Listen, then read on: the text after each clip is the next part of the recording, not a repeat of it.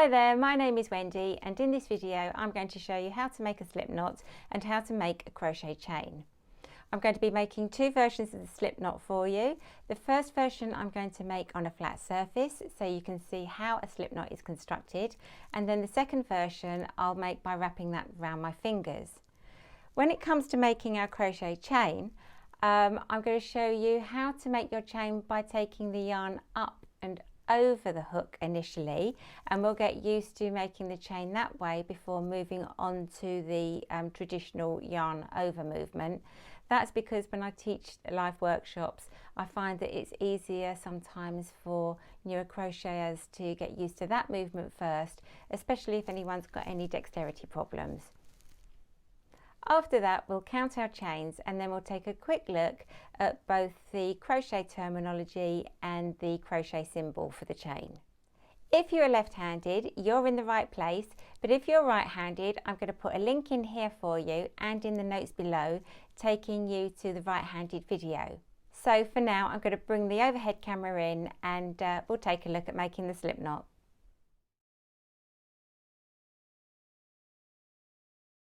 When it comes to making the slip knot, I'm going to show you two ways. I'm going to show you making one on a flat surface so you get the gist of what it is that you're actually doing, and then I'm going to show you making one round my first two fingers, my forefinger and my middle finger.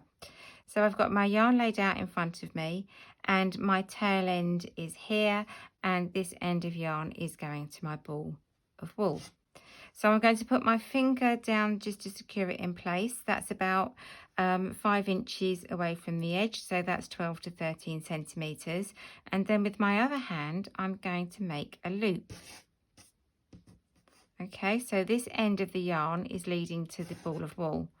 And the object of what I'm trying to do is take my thumb and my forefinger through that loop, and then I'm going to go under this little section of yarn here and grab this section of yarn. So my forefinger and thumb go under, I grab that yarn and I pick it up. And as I pick it up, I can hold on to my tail end that I was holding down in place. I can pick up the end of the yarn that's leading to the ball of wool. And then when I pull in separate directions, I then get this flexible loop. So that can now be adjusted to sit on my crochet hook. However, by making it this way, I've got rather a long tail end. So if I'd made my slip knot on the flat surface like this, I would cut this off about 4 inches, about 10 centimeters, so that I'm not going to get confused with my working yarn that I'm going to be crocheting with and my short tail end here. So to now go on and make the slip knot around my fingers, I'm going to lie the yarn across my hand, and the end of the yarn is going to come to the outer edge of my hand by my little fingers. And then with my thumb, I'm going to hold it in place to my forefinger, and I'm going to wrap it around my forefinger and my middle finger and create a loop. And I'm going to hold it down. I've got this cross here. I'm going to hold it in place with the cross. Then I'm going to wrap it around a second time lower down and hold it again with my thumb. So my first loop is the upper loop and my second loop that I made is the lower loop. Then, just like before, I'm going to take my thumb and my forefinger, but this time I'm going underneath the top loop and I'm grabbing the bottom loop and pulling it up through. And there we go. We've created a slip knot around our fingers. Again, we've got that nice adjustable loop that can just sit on our crochet hook. So we're ready to make our chain. So when it comes to making our chain, we've got a few things that we have to deal with. It can feel all fingers and thumbs. So I'm going to take you through it step by step very slowly. So first of all, when we're looking at the hook, think of the hook, this sounds really daft, but think of the hook like a toothbrush and have the hook looking at you as if you were going to clean your teeth. Then with the hand that's holding the crochet hook, pop your forefinger on that stitch about 2 centimeters away from the top. You don't want the stitch right down here and you don't want the stitch right up in the throat of the hook. You want it just sitting about 2 centimeters in. Okay, and the movement that you're going to be making is called a yarn over, and the reason that you want your finger on the top of the hook is to stop the stitch from spinning. So I'm just going to show you a yarn over. It's coming up the back of the hook, over the top of the hook, and down the front. Okay, so I'm going to do that once more. Up the back of the hook, over the top of the hook, and down the front. However, if I don't have my finger on top of that stitch, it's going to spin. So while we can, we support that stitch. So the next thing we need to do now is think about where we're going to have our yarn. So we've got our finger on top of the hook, and we've got the hook looking at us as if it's a toothbrush and we're going to clean our teeth.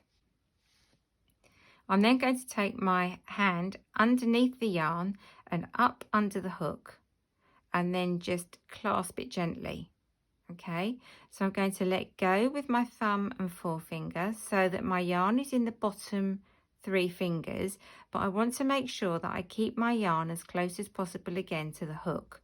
I don't want my yarn down here, because then I won't be able to have any control of making the stitch. So keep the hand underneath the yarn, up as close to the hook as possible, and then just grasp gently and then let go with the thumb and the forefinger. That way we can now maneuver the yarn over the hook, and we can hold the stitch under the hook. So we're now going to take our yarn up over the top, across and down the front, and then we can let go with our thumb and our forefinger of the hand that's holding the yarn, and we can just grasp the bottom of the stitch that's on the hook. So now that we're grasping it with this hand, we can let go with the finger that's holding the hook. Now what you're going to do is you're going to pull that hook back through this stitch. But if we just pull it back as it is, it's going to get caught. So we want to turn the hook downwards, and we want to scoop it as we take it through, and you can just gently pull this little stitch down just to make it give it a little bit more room for the stitch to come through. So I'm going to take my hook downwards and I'm going to scoop it back through that stitch, and I've made 1 chain. So I'm going to put my forefinger back on top of that stitch to support it on the hook. I can let go with my thumb and forefinger, and I'm still holding the yarn in the bottom 3 fingers. I can take the yarn up the back, over the top, down the front, and then I can grab that little chain, that chain stitch that I just made, with my thumb and my forefinger of the hand that's holding the yarn. My hook is looking at me like a toothbrush, but I'm now going to turn it downwards as if it's an ice cream scoop. And I'm going to give that little chain a tiny little tug to open up the area and scoop that stitch through. So again, with the hand that's holding the hook, I'm going to put the finger on top of the hook to support the stitch. Then I can let go of the stitch under the hook, and I can take my yarn up over the top, across, down the front, grab that yarn, and then I'm going to turn my hook downwards and scoop it back through. So I'm now going to do this once more, taking the yarn up the back, over the top and down the front, and then turning my hook downwards and scooping it back through. So it's now time to look at the yarn over movement in a quicker way. You can carry on with the way that I've just shown you, that's absolutely fine, or you may find now it's easier to take your hook under the yarn from the front and then taking it up behind the yarn, and you've created the same effect. You've created a yarn over. You can then scoop that back through and you've made another chain. So I'm going to do that again. I'm going to take my hook and take it in front of the yarn, underneath the yarn, and then up behind the yarn, creating that same effect. If you look, you'll see that your yarn is now coming up from the back of the hook, across the top and down the front, creating that yarn over, or as I call it, yarn over the hook. So whichever way you feel more comfortable doing is absolutely fine, because it still creates the same effect. When it comes to looking at your chain, you'll see that there's a series of V's along the front.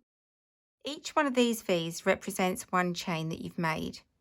And when you look at the bottom of the chain, there's a tiny little knot, and that's the slip knot that you made at the beginning. So when it comes to counting your chain, you don't include that slip knot, that tiny little knot at the beginning of your chain, and you don't include the stitch that's sitting on your hook. When you turn your chain over, you'll see a line of vertical bumps going down the middle, and that indicates that that's the back of the chain, and that's called the back bumps. If you take a look at the picture to the side, you'll see that the word chain is abbreviated to the words CH. This is exactly the same for both UK stitch terminology and American terminology. The symbol for a chart for making a chain is this little oval shape, which is like a little grain of rice. And each little oval shape again represents one chain made. So I hope you found that useful, and it's given you an insight to making a slip knot and crochet chain. So thanks very much for joining me. Happy crocheting, and I look forward to seeing you soon. Bye.